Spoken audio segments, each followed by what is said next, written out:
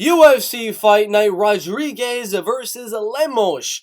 In the women's strawweight division, I'm going to be giving you guys my full card prediction, my breakdown on every single fight, who I think's going to win, why I think they're going to win, and how I think that person is going to win.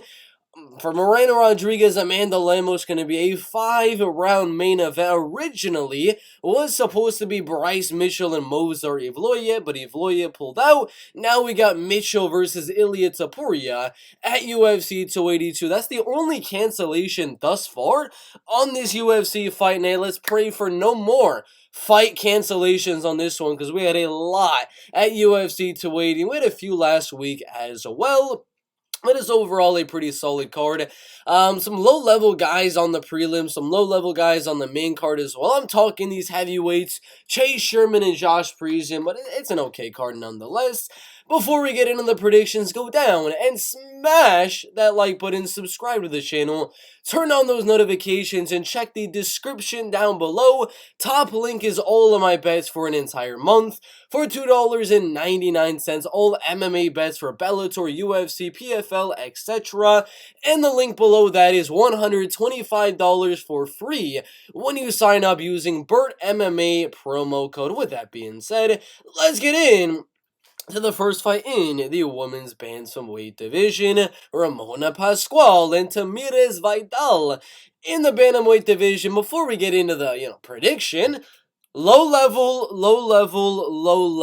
I mean, that's the only real two words I can use to kind of describe both Tamires Vidal and Ramona Pascual. Very low level for the UFC. Tamires did beat, freaking Ailin Perez in her second to last fight, but it was an illegal knee win, kind of like the Piotr Yan Aljamain Sterling fight, and she did beat Martina Jindrova, which was a solid win. But overall, Ramona's on a 2-fight losing streak inside the UFC, got destroyed by Josiane Nunes, did good early against Jocelyn, and then ended up losing late and beat a lot of bad fighters on the regional scene. This is a weird fight. Very, very weird fight. The UFC definitely wants Tamires Vidal to win. I believe she's going to be the favorite, and not that big of a favorite. That's crazy. 85% going Vidal is absolutely insane, but that will be my prediction, is going to be Tamires Vidal to win this fight by a decision. It's not going to be a finish, ladies and gentlemen. If freaking Josiane Nunes is not finishing you, if Jocelyn Edwards is not going out there and finishing you, I know Janae Harding and Jennifer Lane Norris, these random girls on the regional scene, were able to go out there and get the finish, but it was 5 years ago. Ever since then, she showed her toughness, she showed her grit, and she's not going to get finished by Tamires Vidal. Tamires does have finishing ability, heel hook in her last fight. Before that, she got a unanimous decision, another unanimous decision, but a Kimura submission win before that. I'm leaning more towards a close 29-28 decision. Ramona is going to hit harder on the feet. She's going to be a little bit bigger. Coming down from the women's featherweight division, she's taller and a bit lengthier as well, in my opinion. But Tamires is going to use her very bad and sloppy takedowns and wrestling to get the fight to the mat and control Ramona Pascual on the ground. Get a little bit of ground and pound, advanced positions, look for a submission. She's not going to get any. But I think Tamires Vidal gets a very gritty back and forth, very close, very low level 29-28 decision win in the bantamweight division. The betting odds for this fight are pretty insane, in my opinion. I believe it should be like -115 in favor of Tamires Vidal, but right now Tamires Vidal is a -163, -167 favorite on some of these. Little crazy in my opinion, but I do lean Tamires Vidal barely by a 29-28 decision. Jake Hadley and Carlos Candelario in the flyweight division, 0-2 inside of the UFC promotion, including the Dana White's Contender Series. Jake Hadley 0-1 inside of the UFC, 1-1 including the Contender Series, but Carlos got a little bit robbed when he was on the Contender Series. He definitely should have won that fight. He's going to be a little bit taller than Jake, but it's not going to really matter. The way I see Carlos winning is making this a very gritty striking fight, making this a very back and forth scramble fest in the grappling and wrestling, and mainly making the fight just a very gritty gritty type of war in the flyweight division. That's how Carlos Candelario is going to find a way to win this one, is to make it sloppy and gritty and things like that. The way that Jake Hadley is going to go out there and win this fight is literally just to take down Carlos Candelario and control him on the ground, kind of like how Tatsuro Taira was able to do. That's kind of what I see happening here. I don't agree with these Tapology predictions saying 93% going for him to win, half of those going for Hadley to win by finish. I think that's insane. I think the betting odds are insane as well, having the man, the myth, the legend, the almost undefeated Jake Hadley is almost a 3-1 favorite. I disagree, but I do lean Jake Hadley to win. He's the better wrestler, better grappler, and I do believe controls 2 out of 3 rounds. Carlos will make it gritty in 1, and I got Hadley by a 29-28 decision. Johnny Munoz Jr. and Liudvik Sholinian in the bantamweight division. Both, not doing too good inside the UFC. Johnny did start off with a loss to Nate Maness, then he beat Jamie Simmons, then he lost to Tony Gravely. Liudvik is 0-1 inside the UFC and not very active as a professional MMA fighter, coming off a loss to Jack Shore, where he was controlled for that entire fight. Striking-wise, I'd say it's pretty even in terms of the boxing and the kickboxing skills. Neither guy is really a super high-level striker or anything like that, but I do give the wrestling and the control time advantage to Johnny Munoz Jr. I believe he's going to take the fight down, hold on top of Liudvik Sholinian, and land a little bit of ground and pound here and there, a few elbows, maybe go for a few submissions. But if Liudvik's not getting finished by Jack Shore right there, and I don't think Johnny Munoz Jr. will do the same. Or I do think Johnny Munoz Jr. will do the same. He's not going to get a rear naked on Liudvik Sholinian, so I see the fight going all the way to a decision here. Johnny Munoz Jr. controlling on the ground, not striking with Liudvik, just clinching up, getting the takedown, and winning a close decision. Jinh Frey and Polyana Viana in the strawweight division.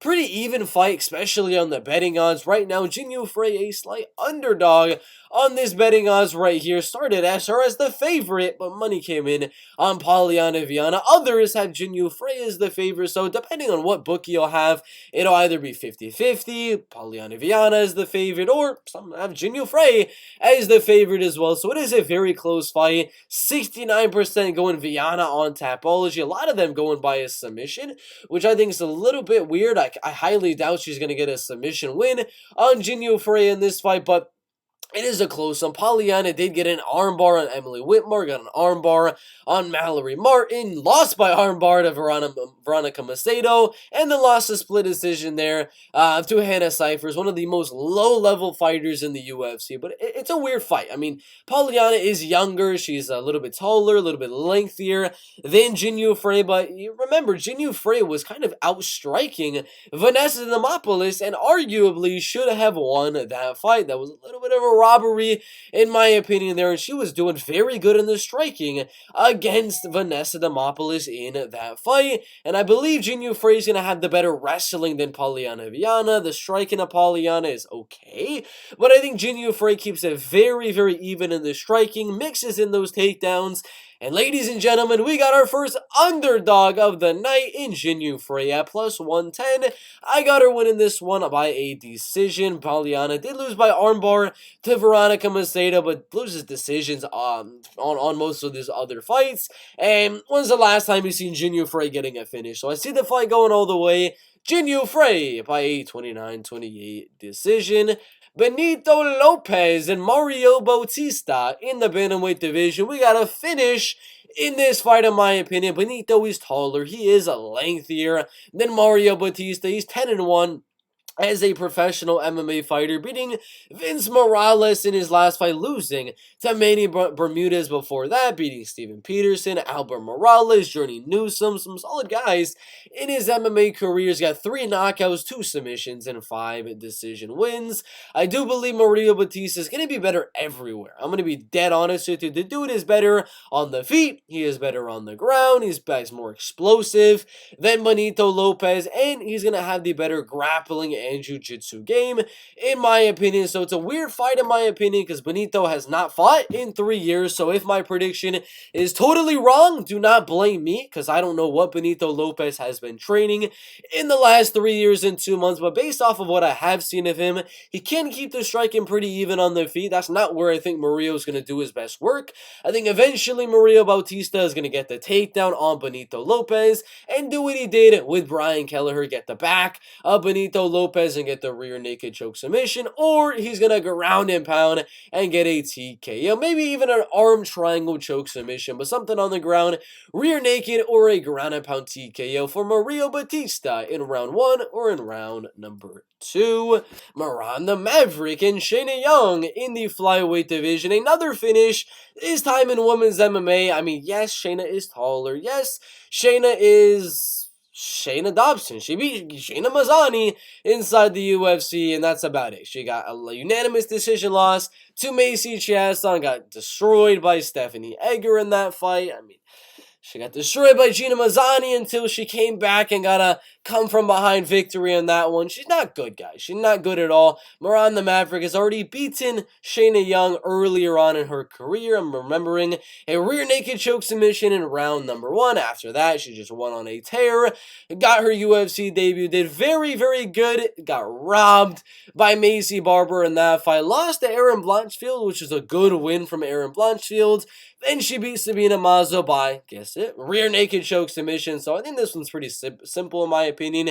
Miranda Maverick is going to take down Shayna Young in this fight. She is younger. She is lengthier than Shayna Young. She's got the better wrestling, the better grappling, the better ground and pound, the better cardio. She's going to take the fight down and get a ground and pound TKO or a submission in round 1 or in round number 2. Shayilan and Nurdanbieke and Darrick Minner in the featherweight division. Shayilan is 28 years old. He is taller, not as lengthy, but he is younger and more experienced than Darrick Minner. Inside the UFC, beating Sean Soriano and TJ Brown, only losing a very good fighter, Joshua Kulipao, who recently beat Sung Woo Choi. He's very solid, he's got very good wrestling, very good control time on the ground, and he's got good cardio. The striking here, I can say, is going to be pretty even in my opinion. Power-wise, you probably give the advantage to Shayilan, maybe a little bit of a volume advantage for Darrick Minner.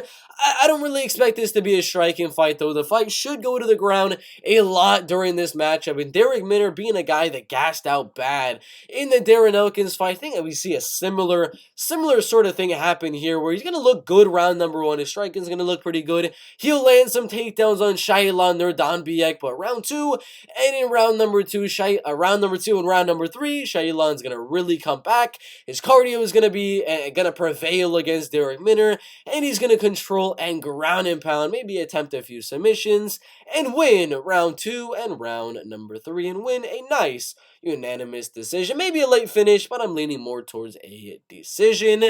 Mark Madsen and Grant Dawson in the lightweight division. I got Grant Dawson winning this fight. I'm going to say it straight up. I know Mark is undefeated, but he's 10 years older than Grant Dawson. I've seen the speed at which Grant Dawson throws his strikes, the countering ability that Grant Dawson has. His takedown defense does need some work, but he lanes takedowns of his own, and Mark doesn't really...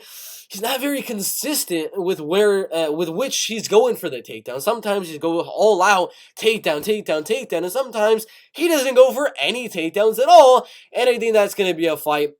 And that's kind of going to be what happens in this fight, where Mark isn't really going for too many takedowns. Kind of like what he did against Clay Guida, where it's going to be 3 rounds of striking with 2 guys that are very good at wrestling, very good at grappling. Grant coming off a good win on Jared Gordon. He's going to have the jiu-jitsu advantage over Mark Madsen, in my opinion, and I do believe he will be able to outstrike Mark Madsen as well. He's got the way faster hands. It's going to be like an Arnold Allen versus Calvin Kattar, Arnold Allen versus anyone in the featherweight division, where Grant is just so much gosh dang faster than Mark Madsen. He's going to land more volume, land the harder shots, and land faster shots as well. Mark will have his moments. Maybe he'll land a takedown or 2, but he's not going to hold Grant Dawson on the ground. I got Grand Dawson out striking Mark Madsen and winning a decision.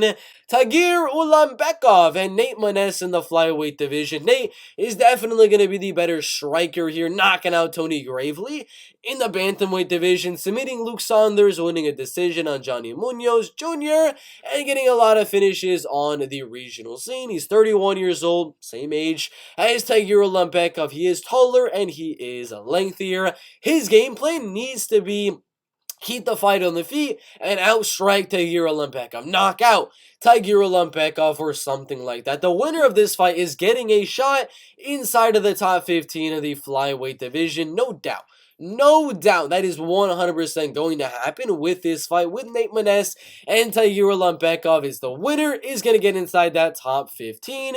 Tagir Ulanbekov beat Alan Nascimento, which was a very solid win. Bruno Silva, and then got a few wins on the regional scene, only losing a veteran, Tim Elliott. I don't see Nate Maness being able to do all the stuff Tim Elliott was able to do. He will outstrike Tagir Ulanbekov, but I believe Tagir will land enough takedowns in this fight, land enough ground and pound, go for enough submission attempts to win yet another close decision win. He doesn't really get too many finishes in his career, a few submission wins on the regional scene, but in the UFC, it's been a lot of decisions. And Nate Maness, he doesn't get finished. I mean, Umar Nurmagomedov got a dominant decision, but if Umar is not finishing Nate Maness, Tagir's not going to be finishing Nate Maness. So I'm going to go with kind of what everyone's saying in Ulanbekov, controlling the fight on the ground, landing some good ground and pound, looking for the choke, but he's not going to get it. I got Tagir by a unanimous decision. Josh Parisian and Chase Sherman in the heavyweight division. I'm going to keep it straight and to the point. They're both ass. They're both really not that good. 33, 32 years old, same height, similar reach. Chase just going out there, knocking out Jared Vandeira after losing to Andrei Arlovsky, losing to Parker Porter, Jay Collier, as well as Alexander Romanov. I mean, the dude was not doing too good, but to go out there and knock out Jared Vandeira when Waldor Cortez Acosta was unable to do so, that's pretty insane in my opinion. Josh, he wins one, he loses one. He wins one, he loses one. He wins one. Yeah, he's probably going to lose this one in my opinion. Lost by TKO to Dontel Mays due to ground and pound. Got outstruck by Parker Porter in that fight as well. And I know Chase Sherman's takedown defense isn't necessarily the best. I mean, he got submitted by Jay Collier, but got submitted by Alexander Romanov. But the Alexander Andrei Arlovsky and Parker Porter fight were mainly just striking battles that he ended up losing on the feet. With Josh Parisian, I think Jay Sherman is going to have the striking advantage. He will lose one of the rounds where Josh will land the takedowns, but I'm going to be honest, I believe Chase Sherman's going to be able to outstrike Josh Parisian on the feet for two of those rounds, and I know I should be saying a finish here, given Josh did get finished by Dontel Mays. He gets finishes in most of his wins, and Chase gets finished in most of his wins, but I think the fight goes all the way. I think Josh will use his wrestling, use his grappling to survive those positions where he's close to getting finished, but Chase will outstrike him, get taken down a few times, and the strikes Chase is able to land on the feet will outweigh the takedowns in my opinion. 29-28 for Chase Sherman. Neil Magny and Daniel Rodriguez in the co-main events. Neil Magny, I mean, he had a very close win on Max Griffin that arguably could have gone to Max Griffin on that one. Same to be said for D-Rod and the Jing Liang Li fight. They're both 35 years old, height advantage and reach is going to go to Neil Magny. Wrestling and grappling, I don't really think there's going to be any wrestling and grappling in this fight with D-Rod and Neil Magny, so I don't really need to worry about that with my prediction. I think this is going to be 3 rounds of striking where D-Rod is going to land the harder shots, just like the Max Griffin fight. But just like the Max Griffin fight, Neil is going to land more volume on the feet, just like he does every fight. Even with Jeff Neal, Jeff had a significant striking advantage in terms of power and knockout ability. But, I mean, Neil Magny was able to keep at range and pick apart Jeff Neal for 3 straight rounds. That's what I see happening here. It's not going to be a domination. There will be moments, and there will be a round that is won from Daniel Rodriguez to hurting Neil Magny on the feet, but Neil will win 2 out of 3 rounds, landing more volume than Daniel Rodriguez and get rocked in one of those rounds, lose that one, but it's going to be a close one. Some people are going to be like, robbery, Daniel Rodriguez won that fight. Some will be like, for sure, Neil Magny won that fight. There's going to be controversy again here, but I'm going to go Magny by a 29-28 decision.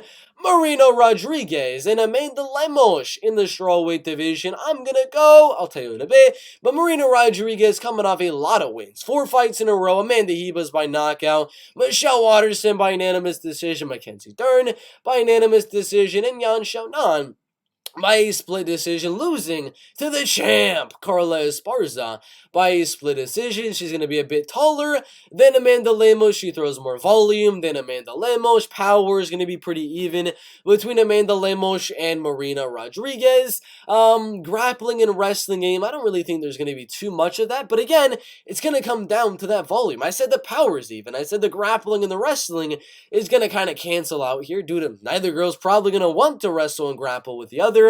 But there is going to be an extreme cardio advantage and volume advantage for Marina Rodriguez. Amanda Lemos just doesn't use and doesn't really throw her hands a lot in her fight. Sometimes there's like a full minute that goes by where she only throws a jab. She needs to let her hands go if she wants to beat Marina Rodriguez, and if she does, she might be able to win some of those early rounds on Marina Rodriguez. But round 3, round 4, round 5, those later rounds on Amanda Lemos here, I do believe Marina Rodriguez will be the better striker in those rounds, be able to land more volume, keep the power even between Lemos and Rodriguez. It's going to be a close one. Some people are going to be like, Lemos' power shots deserve the win on the judges' scorecard. Some are going to say Marina landed double the amount of strikes on Amanda Lemos. She should get the win. It'll be a close one, but I got Marina Rodriguez having the better cardio, throwing more volume later on in the fight, using her movement on the feet to stay out of the big strikes of Amanda Lemos and counter Amanda Lemos as she comes in. I'm going to go Marina Rodriguez by a 48-47 unanimous decision. UFC Fight Night Rodriguez versus Lemos, full card prediction. I got Marina Rodriguez winning that fight, Magny winning, Chase Sherman winning, Tagir, Ulanbekov, Grant Dawson, Jailton Almeida, Shayilan, Nurdanbieke, Miranda Maverick, Mario Bautista, underdog, Jinh Frey, Johnny Munoz Jr., Jake Hadley, and Tamires Vidal. Some underdogs I feel have a very good shot of winning are definitely Ramona Pascual, Jinh Frey, who I picked to actually win that fight. Another one of them, I mean, is Chase Sherman an underdog? I don't really even know. Those odds are so 50-50. Chase Sherman is a slight favorite on one of them right there, which is very, very interesting. So I can't even count that as an underdog pick. But I guess, I mean, Josh Parisian is a live underdog, I guess you could say. Magny fight, is that an underdog yet? Is Magny the underdog on that one? He's still a slight favorite. Never mind then. So, yeah, those are the picks. Make sure to like and subscribe. Check the top link in the description for all of my bets for MMA for an entire month for only 10 cents a day. The link before that, below that, is going to be $125 for free using promo code BIRDMMA when depositing $100 with BetUS. Thank you guys for watching. Like and subscribe. We'll see you in the next one.